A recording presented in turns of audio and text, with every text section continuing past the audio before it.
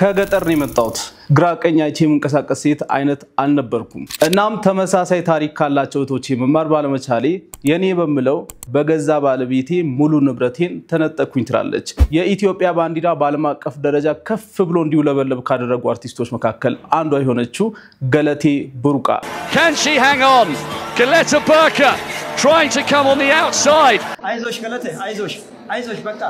ይህንን ቃል ብዙ ኢትዮጵያውያን ሶሻል ሚዲያ ላይ ለቀልድ ነበር የሚጠቀሙት አሁን ግን የምርም አይዞሽ ገለቴ ከጎንሽ ነን እያሏት ነው ምንድነው ያጋጠማት ለመሆኑ ይህንን ሁሉ በደል አደረሰብኝ ያለችው ሰው ማን ነው አሁን ሌላ ትዳርስ አለው የገለቴስ ንብረት ይመለስላታል ወይስ አይመለስላትም የህግ ባለሙያዎች በጉዳዩ ምን አሉ እናም ይህንን ታሪክ ከአትሌት ደራርቱ ቱሉ ጋርና ከቀድሞው ጠቅላይ ሚኒስትር መለስ ዜናዊ ጋር ምን ያገናኘዋል ዛሬ ከምናያቸው ጉዳዮች ውስጥ አንዱ ነው ሰላም እንዴት ናችሁ ዲቻናል ቤተሰቦች 400,000 ሰብስክራይበር ልንገባ 2,000 ሰው ብቻ ነው የሚቀረው ሰብስክራይብ ያላደረጋችሁ ሰዎች ሰብስክራይብ አድርጉ አሁን ነው በመጨረሻው ቪዲዮ የቤስ ቴሌቪዥን ጋዜጠኛ ሉላ ገዙ ያሸነፈችው የቁንጅና ውድድር መጣሪያው ምን የሚል ነው እየጠየቃችሁ ነበር የ3000 ብር አሸናፊ ማን ይሆን እጣውን እናውጣ በአጠቃላይ እንደምትሄድ 753 ኮሜንቶች ናቸው ያሉት ፒክ ዊነር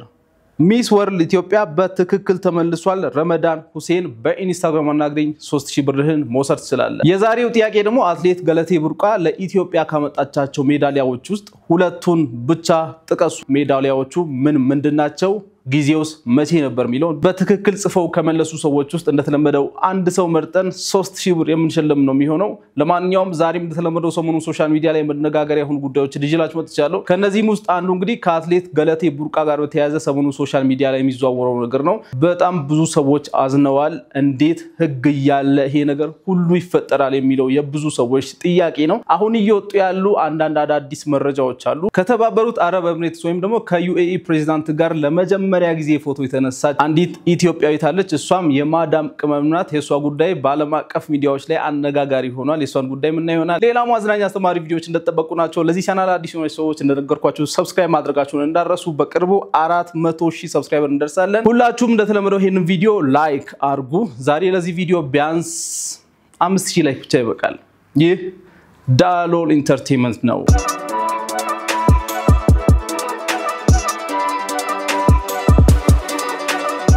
ቀጥታ ወደ አትሌቷ ጉዳይ ስንገባ እንግዲህ የተፈጠረው ነገር ምንድነው ሚሊዮን በትንሹ አሳያችኋለሁ አብዛኞቹን ኢንተርቪዎች አይታችኋል ብያስባለሁ መጀመሪያ ላይ መጣ በኦቢኤን እንግዲህ በኦሮምኛ ነበር ኢንተርቪው ያደረገችው ስታለቅስ ያያት ሰው በሙሉ ተደናግጧል ኦሮምኛ የሚችልም ሰው የማይችልም ሰው በጣም በጉዳዩ ተደናግጦ ነበር እስቲ ያንን ኢንተርቪው በትንሹ ላስታውሳችሁ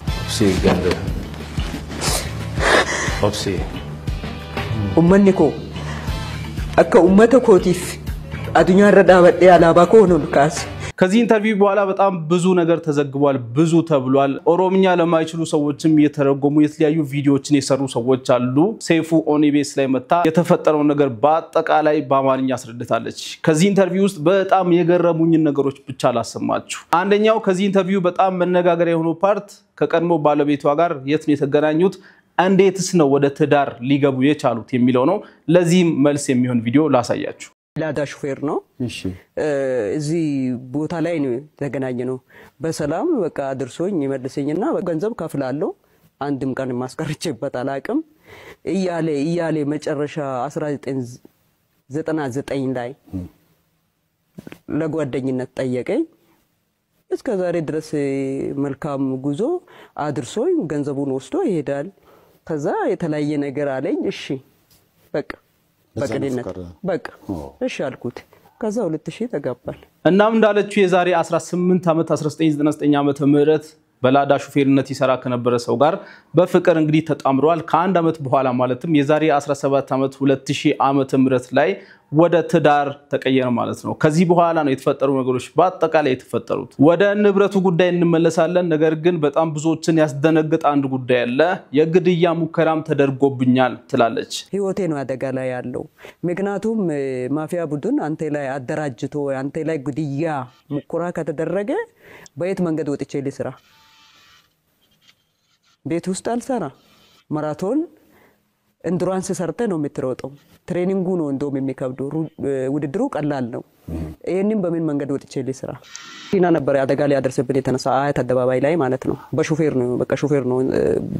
እንደዚህ መሪ ጠቅልሎ ያመለጥኩት ከአትሌቲክሱ የጠፋውበት አንደኛው ምክንያት እንግዲህ ይሄ ነው ትላለች እኔ ደህንነቴ አደጋ ላይ ስለሆነ የደህንነት ስጋት ስላለብኝ ወጥቼ ትሬኒንግ ማድረግ አልቻልኩም የማፊያ ቡድኖች እኔ ላይ ተመድበዋል ለዛም ነው የጠፋውት ይያለች ነው ያለችው ከዛም በተጨማሪ ደግሞ በመኪና አደጋ እንግዲህ የግድያ ሙከራም ተደርጎብኝ ያቃል ይያለች ነው ይሄ የምታዩት ደብዳቤ እንደሚለው በቀን 03 ሚያዚያ 2010 ዓመተ ምህረት ከቀኑ 11:20 አካባቢ በለሚኩራ ክፍለ ከተማ ልዩ ስሙ ሀያት አደባባይ ተብሎ በሚጠራው አካባቢ ተጠርጣሪ ታደለ ገብረመድን የተባለው ታርጋ ቁጥሩ ኮድ እንደዚህ የሆነ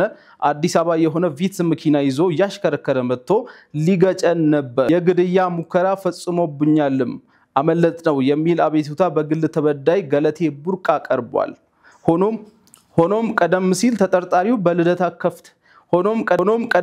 ተጠርጣሪው በልደታ ከፍተኛ ፍርድ ቤት በመዝገብ ቁጥር ይሄ በሆነ ባሁኑ የግል ተበዳይ ገለቴ ቡርቃ ላይ በከባድ እምነት ማጉደል ፈጽሟል ተብሎ ክስ ቀርቦበት እየታየ ያለ በኃላፊ ትዛዝ መዝገቡ በ2107 2014 ዓ.ም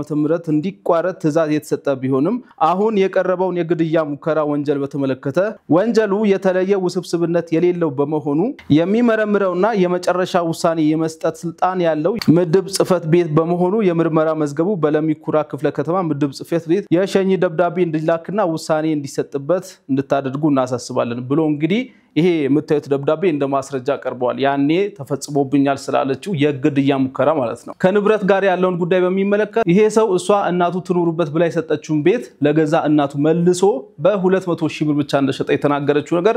የብዙ ሰው ቀልብ ስቧል እንዴት እንደዚህ ያደርጋል ሚል ነገር አስነስቷል ያንን እስቲ እንስማና እንመለስ ከቤታቸው ከዛ ከማይመቻቸው ቦታ አንድ ቡርጭቆ ይዞ እንዳይመጡ ሁሉንም አሟልቼ ያስቀመጥኩት እናቱ እናቴ ናት ብዬ በቀንነት ይሄንኑ ቤት ምን አረጋል ለእናቱ ይሸጣል ይሄው ቁጭ በበት ያልኩት ለእናቱ ይሸጣል ከዛ ይሄ ቤት ባለ አንድና ሁለት ደረጃ ፎቅ ናቸው 147 ካሬ ነጥብ 8 ላይ ያረፈ ነው መንግስት ነው ሽልማት ተጣጣው የቀድሞ ጠቅላይ ሚኒስትር መለስ ዜናዊ ለአትሌት በሙሉ ሄልሲንኪ ዓለም ዋንጫ ተወዳድረን ስንመጣ ለሁላችንም ሁሉም አትሌት ኢቭንና ቀነኒሳ ሳይቀሩ ነው የተሰጣን 1997 ማለት ነው እሺ ይሄንኑ በቃ ቁጭ በሉበት ብዬ ሁሉ ነገር አስተካክዬ ጨርሼ ቁጭ አረኩበት ይሄንኑ ለእናቱ በ200,000 ብር ይሸጣላችኋል ይሄንን ንብረቷን ጨምሮ እንግዲህ 11 ቤቶች ነበሩኝ ከነዚህ ውስጥ 10 ተሽጠዋል 5 መኪኖች ነበሩኝ ከነዚህ ውስጥ 4 ተሽጠዋል ይያለሽ ነው ይህ ሁሉ ሊደረግ የቻለው እንዴት ነው የሚለው ለመመለስ ያክል እሷ ለሱ ሙሉ ውክልና ሰጥተው ነበር ንብረት እንዲያስተዳድር እንዲሸጥ ሙሉ ውክልና ሰጥተው ነበር ከዚህ ውክልና ጋር በተያያዘ ያነሳችው አንድ ነገር አለ ባንክ ሄዳ ለማኔጀሯ የኔን አካውንት እንዳያንቀሳቀስ ብዬ በቃል ተናግሬ እዛ ጋር ደብዳቤ አስገብቼ የመጣሁት ብላ እንግዲህ ከዛም በኋላም የሷን ገንዘብ ማውጣቱን እንደቀጠለ ተናግራለች ነገር ግን ይህ ለምን ሆነ ሲባል ውክልናሽን ሄደሽ በህጋዊ መልኩ አላነሳሽም ከግለሰቡ ላይ የሚል ነው የተሰጣት መልስ እናም ያኔ ደብዳቤውን ሳስገባ ለምንድን ነው ዝም ያላችሁ የሚልም ነገር ተናግራ ብቻ ጉዳዩ በፍርድ ቤት ተቀባይነት ሳያገኝ አሁን ደግሞ ያላትንም ንብረት ይግለሰብ ሊካፈል እናም እሷም ደግሞ ወደ ጎዳና ልትወጣ እንደሆነ እየተናገረች ለጠቅላይ ሚኒስትሩም ለኢትዮጵያ ህዝብም ይድረሱልኝ ጥሪ ያሰማሽ ትገኛለች ማለት ነው ለማንኛውም ስለዚህ ጉዳይ ህጉ ምን ይላል በሚለው ሶሻል ሚዲያ ላይ ያሉ የተለያዩ ጠበቆች ሁለት ሐሳብ አንስተው እየተከራከሩ ይገኛሉ በአንድ በኩል ያለው ሐሳብ እንግዲህ ሙሉ ውክልና እስከሰጠች ድረስ ያንን ሰው አምና ንብረቷን እንዲያስተዳድር እንዲሸጥ እንዲለውጥ ውክልና እስከሰጠች ድረስ ፍርድ ቤቱ ደግሞ የሚያየው ህጋዊ ሰነድ ነው ይህ ሰው ህጋዊ ውክልና ይዞ ነው ይሄን ሁሉ ነገር ሲያደርግ የነበረው እስቲ አንዲት የህግ ባለሙያ ስለዚህ ጉዳይ ያለችው ነገር ሰምተን እንመለስና በሌላ በኩል ያለውን መከራከሪያና አሁን ባለቤቷ አዲስ ትዳር ይዟል አልያዘም በሚለው ዙሪያ የወጣው መረጃም አሳያችኋለሁ ያው አሳዛኝ ዜና ነው እየሰማን ያለነው እንግዲህ ምንድነው ከጋብቻ በፊትም ሆነ በጋብቻ ውስጥ ያገኘቻቸውን ቤቶችና መኪናዎች ገንዘብ ሳይቀር እንዳለ ወድሞባታል ተሽጠዋል በመኪናና ቤቶች ተሽጠዋል እና የከሽያጭ ደግሞ ያው የትዳር ጥቅም እንደሆነ ነው ፍርድ ቤቶች የወሰዱት እስከ 7 ዓመት ድረስ ተከራክሬ ሰበር ደርሻለሁ ነው እያለች ያለችው እንግዲህ ምንድነው የገለቴ ትልቁ ችግር እንግዲህ ምንድነው ከጋብቻ በፊት ያለው ንብረት የግሏ እንደሆነ ግልጽ ነው ከጋብቻ በኋላ አብሮ ያፈሩት ከሆነ ደግሞ ያው የጋራቸው ነው ነገር ግን በልዩ ሁኔታ እንግዲህ ሽልማት የጋራ ነው የግል ነው የሚለው እንዳለ ሆኖ ነገር ግን እሷ የግሌንም የጋራዬንም ጠቅላላ ንብረቴን እንደፈለክ አድርገሽ ሽጠው አስተዳድረው ለውጠው ስጦታ ስጥ ብላ ጠቅላላ ውክልና ሰጥታዋለች እና ጠቅላላ ውክልና የመስጠት መዘዙ ነው እንግዲህ እዚህ ጋር የአትሌት ገለቴ ጋር የምናየው ማለት ነው እሷ ጠቅላላ ውክልና እንዲሸጥ እንዲለውጥ ስለሰጠችው ከጋብቻ በፊት ያገኘችውን ሽልማት ሳይቀር እናትየው ውስጥ እንዲኖሩ የሰጠቻቸውን ኢቭን በእናቱ ስም አስተላልፏል በሽያጭ ማለት ነው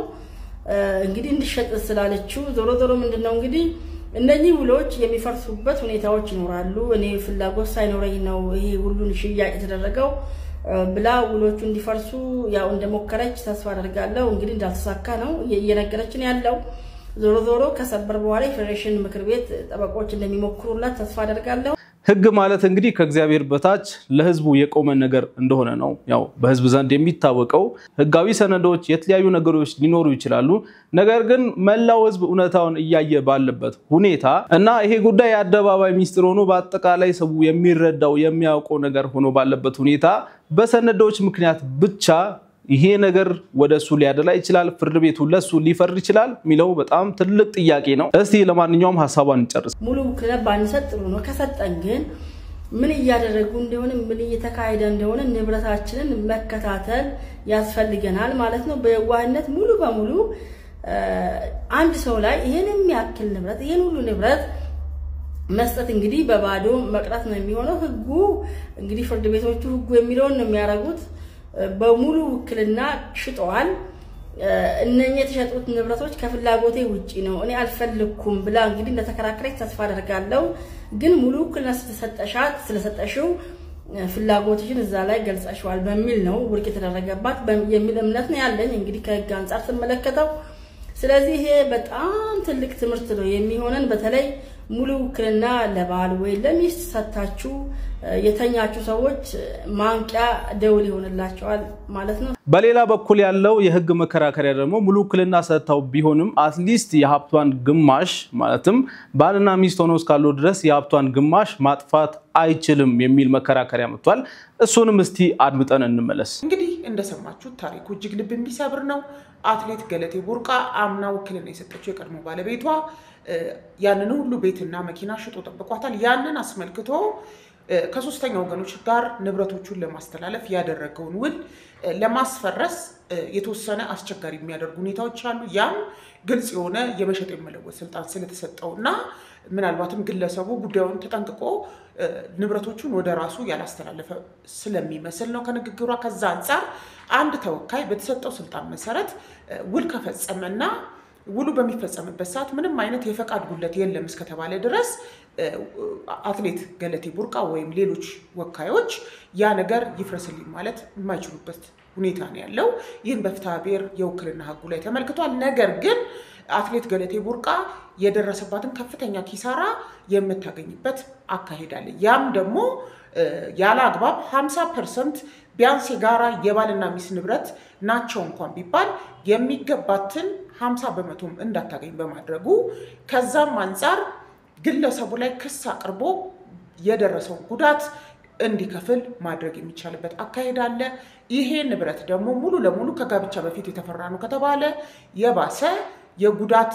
ካሳዋን መጠየቅ ስለምትችል በዚህ አግባብ በበኩሌ ነፃ የጥብቅና አገልግሎት ለመስጠት ፈቃደኛ መሆኔንም መግለጽ ፈልጋለሁ እንደሰማችሁት እንግዲህ ምንም ይህ ሰው ሙሉ ውክልና ተሰጥቶት ቢሆንም አትሊስት 50% የሷን ድርሻ ቢያንስ ማስቀረት ነበረበት ይሄን ሁሉ ጉዳት እሷ ላይ ማድረሱ ትክክል አይደለም የሚል መከራከሪያ አለ መጨረሻው ምንድነው የሚሆነው በሌላ በኩል ደግሞ ያለው ሐሳብ በሱ ሳይድ ያለው ስቶሪ ምንድነው የሚለው እስካሁን አልታወቀም እሱ ስለ ጉዳዩ መጥቶ አልተናገረም ስለዚህ በሱ በኩል ያለውን ስቶሪ አልሰማንም አሁን በዚህ ሰዓት መፍረድ ይከብዳል የሚል ሐሳብ አለ ይሄ በጣም ትክክለኛ ሐሳብ ነው ብዬ ነው ማስበው በሱ በኩል ያለውን ኡነታ እንግዲህ እሱ ራሱ መጥቶ ሲናገር እንሰማለን ወይም መረጃ ይወጣል ብለን እንጠብቃለን ኤኒዌይ ከሌሎች ሴቶች እንዴት አልተማርሽም ከአረብ ሀገር እየመጡ የራሳቸው ንብረት የሚበሉ በጣም ብዙ ሴቶች እንዳሉ ይታወቃል እና በትዳር በተለያየ መልኩ በተለይ ሴቶች ንብረታቸውን ሀብታቸውን ሲበሉ ሲዘረፉ በጠራራ ፀሐይ ሩቅ ሰው አይደለም ባይዘው የሚበላችሁ የቅርብ የምትሉት ፍቅረኛ ቤተሰብ ወንድም አባት እናት ነው እንግዲህ ሴቶችን ብዙ ጊዜ የሚበላውና ይህ ሁሉ ሲፈጠር እንዴት አልተማርሽም ተብላ የመለሰችው መልስ አጭር ነው እኔ የገጠር ልጅ ነኝ ግራቀኛ አይቼ መንቀሳቀስ ሴት አይደለሁም እናም በዛ ምክንያት ነው ሁሉ የደረሰብኝ ብላ ያለቀሰች ተናግራለች እንደነገርኩ የገጠር ልጅ ነኝ ከገጠር እንደመጣ አዲስ አበባ እንግዲህ ምንም ከተማ ውስጥ ራሱ በስርዓት እኔ ገጠር ከተማ የምትባለው እዛ እንኳን አልኖርኩም ገጠር ውስጥ ነው ተውልጄ ያደኩት ከዛ ቀጥታ መጥቼ ደግሞ አዲስ አበባ ነው የገባሁት እንግዲህ ግራቀኙን ማያቅ ልጅ አይደለም በምስኪንነቴ በህዋነቴ ነው ሁሉንም ነገር በንጹህ ልቦና ነው የሚቀበለው በሱሳይድ ያለው ስቶሪ ምንም አሳማኝ ካልሆነ እኛም ደግሞ ፍትህ ለገለቴ ቡርቃ እንላለን ለማንኛውም ከጉዳዩ ጋር በተያያዘ ጉርሻ ፔጅ አዲስ መረጃ ይዞ ወጥቷል የዓለም አትሌቲክስ ዘገባ እንደሚያመለክተው አትሌት ገለቴ ቡርቃ ገና በልጅነት እድሜ ነበር ባለቤቷን ያገኘችው ይህ ጋብቻ ገለቴ በትጋት ሰርታ የምታመጣውን ገንዘብ ሙሉ በሙሉ ባሏ እጅ እንዲገባ አስችሎታል ታክሲ ሹፌር የነበረው ይህ ሰው ገለቴ ላይ ሌላ ሴት እንደደረበባት መረጃዎች ቢደርሱንም ይህንን ማረጋገጥ አልቻልንም ሆኖም ገለቴ ባፈራችው ሀብትና ንብረት አሁን ላይ ሌላ ሴት አግብቶ በሰላም እየኖረ ይገኛል ገና ልጅ እያለች ገንዘቧንና ህይወቷን የሰጠችው ባሏ አሁን ላይ እሱ በሷ ገንዘብ እና ንብረት በሰላም እየኖረ ገለቴ ግን በሰቀቀን እንድትኖር አድርጓታል ከዚህም ጀርባ በፍርዱ ጉዳይ ትልቅ ለሱ ብቻ የሚያግዝ ሰው እንዳለ መረጃዎች አረጋግጠዋል እንዲሁም ገለቴ ባለቤቷን ሙሉ በሙሉ አምናው ባሌ ህይወቴ ነው ብላ ብዙ ነገር ብትወልለትም ሰውየው ግን ገለቴን ልቧን ለዘመናት እንደሰበረው ምንጮቻችን አረጋግጠዋል ብለው እንግዲህ ይሄንን ፎቶ ፖስት አድርገዋል ጉርሻ ፔጆች ይሄ ላዳ በሚሰራበት ጊዜ የተነሳው ፎቶ ይመስለኛል በጣም የሚያሳዝን ነው በሷ ሌቭል ያሉ አትሌቶች አዲስ አበባ ውስጥ ያላቸውን ህንጻ እናቃለን የትሊያዩ ትልልቅ ንብረቶች አሏቸው በጣም ሀብታም ናቸው አብዛኞቹ ማለት ነው እናም እሷ አሁን ያለችበት ሁኔታ በጣም የሚያሳዝን ነው እሷ እንዳለችው ደግሞ የራሴ የግሌ የምትለው ባለቤቷ ነው ይሄን ሁሉ በደል ያደረሰባት ስለዚህ አሁንም ፍትህ ለገለቴ ቡርቃ እንላለን ለኢትዮጵያን ባይዘዌ አትሌት ሆና እንደዚህ ሆነች የመጀመሪያዋ ሴት አይደለችም ከዚህ በፊት ከደራርቱ ቱሉ ጋር በተያያዘ ተመሳሳይ ኢንፎርሜሽን ኢትዮጵያ ውስጥ ነበረ ከዚህ ጉዳይ ጋር በተያያዘ ሰሞኑን የተጻፈ አንድ ጽሁፍ ሶሻል ሚዲያ ላይ በጣም ብዙ ሰዎች ሼር ያደርጉት ይገኛሉ መለስ ዜናዊ በጊዜው ያደረገው ነገር ምንድነው ከአትሌት ደራርቱ ቱሉና ከባለቤቷ ጋር በተያያዘ መለስ ዜናዊ ጠልቃ እንደገባ የሚያሳዩ መረጃዎች ወጥቶ ሶሻል ሚዲያ ላይ በጣም መነጋገሪያ ሆኗል ጽሁፉን ላምብብላችሁ ጀግናችን አትሌት ደራርቱ ቱሉ ባሏ ንብረቷን በሙሉ ወስዶባት ባዶ አስቀራት ደራርቱም ችግር ላይ ወደቀች ደራርቱ መለስ ዜናዊ ድረስልኝ አላለችም መለስ ቀድሞ ስለ ጉዳዩ ሰምቶ ደወለላት መለስ ነኝ ቢሮ ፈልግሻለሁ ነይ ተባለች የገጠማትን ችግር እንዲነግራት ጠየቃት ደራርቱም አፍራ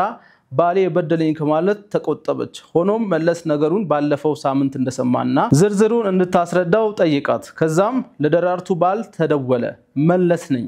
ጠቅላይ ሚኒስትር መለስ ዜናዊ ነኝ ባሏ ስልኩን ደንግጦ ጣለ ስልኩ በድጋሚ ተደወለ መለስ ነኝ ተረጋጋ ከደራርቱ ጋራ የገጠማችሁን ችግር ለመወያየት ፈልጌ ነው በሰላም ተወያይታችሁ ብትፈቱት ይሻላል ዞሮ በፍርድ ቤትም 50-50 ስለሚደርሳችሁ ግማሹን ብትመልስላት ጥሩ ነው ቢሮና ፈልግሃለሁ ሰው እልክልሃለሁ የደራርቱ ባል ራሁንም ትውሰድ አሁኑኑ መልስላታለሁ እኔኮ ተናድጄ ስለተጣላን ብዬ እንጂ ብሎ መለሰላት መለስ ዜናዊ አይ ሙሉ አይሆንም ግማሹ ላንተም ይገባሃል ግማሹን ግን መልስላት ያላንተ ድጋፍም ይሄ አይመጣም ነበር ለማንኛውም ቢሮና እንወያይበታለን ተባለ ያለ አንዲት መኪና ሁሉንም ንብረት መለሰልኝ የሚል ጽሁፍ እንግዲህ ተጽፏል ይሄ ጽሁፍ ምን ያክል በማስረጃና በመረጃ የተደገፈ ነው የሚለው እንግዲህ አጠራጣሪ ነው ብዙ ሰዎች ሼር ያደረጉት ቢሆንም ለማንኛውም አትሌት ገለቴ ቡርቃ አሁን ለኢፌድሪ ጠቅላይ ሚኒስትር ዶክተር አብይ አህመድ ጥሪ ያቀረበች ስለዚህ ይሄ ጉዳይ መጨረሻው እንዴት ይሆናል የሚለው የብዙ ሰዎች ጥያቄ ነው አዲስ መረጃ ካለ በዚህ ጉዳይ ሼር ማድረግላችሁ ነው የሚሆነው ወደ አነጋጋሪዋ የማዳም ቅመም ጉዳይ ስናልፍ ይቺ ምስሉ ላይ የምትመለከቷት ሴት ለረጅም አመታት በመተመለከቱት ፕሬዝዳንት እናት ቤት ስታገለግል ቆይታለች በታማኝነት ይህን ሁሉ አመት ስታገለግል ነበር እናም ፕሬዝዳንቱን እስቲ ፎቶ አንድ ላይ እንነሳ ብለው እሱም እንግዲህ ፎቶ አብራት ሊነሳ ይችላል እናም ይሄንን መረጃ ዓለም አቀፍ ሚዲያዎች ሼር ያደርጉት ይገኛሉ በጣም ብዙ ዘገባዎች እየተሰሩ ነው የሚገኙት ለማንኛውም የዛሬ ቪዲዮ ይሄን ይመስል ነበር ሌላ ጊዜ በተሻለ ቪዲዮ እስከምንገናኝ ድረስ መልካም ቆይታ ይላችሁ